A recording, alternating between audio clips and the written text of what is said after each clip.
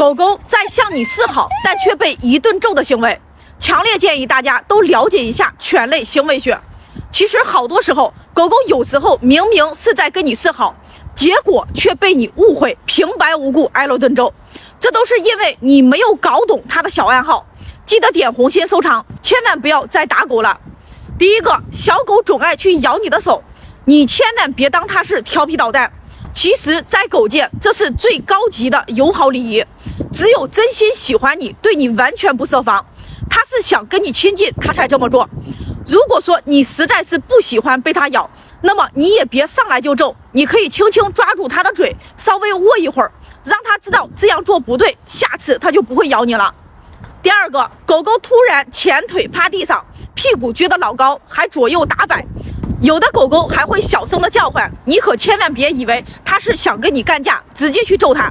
这是它在跟你发出玩耍的邀请，就像小朋友拽你一下喊你来玩，它是一样的，特别热情。第三个，你一拿吃的，狗狗就急得直哼哼，甚至有时候呢还会出现龇牙咧嘴的情况。不少人看到这个场景呢就火了，觉得这狗还敢跟我龇牙，反了天了，上去就是收拾它，真是把狗冤死了。它只是馋得不行，又怕你不给它吃，太激动了才这样。这跟小孩看到爱吃的零食急得围着你转直跺脚是一个道理，满心都是快给我吃的期待。第四个，狗狗咬着你的裤腿往回拽，你可千万别觉得它是故意搞破坏，它只是想拉着你跟它互动玩一会儿，或者是舍不得你走。尤其是小奶狗最喜欢干这事儿，跟个小跟屁虫一样，其实它就是想让你抽出时间多陪陪它。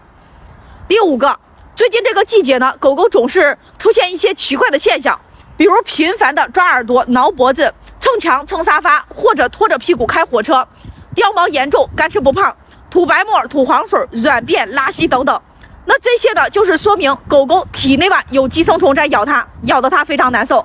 现在很多有经验的养狗人和流浪猫狗救助中心呢，他们都在悄悄使用这个猫狗通用，并且是体内外同驱的这个护虫宝驱虫片。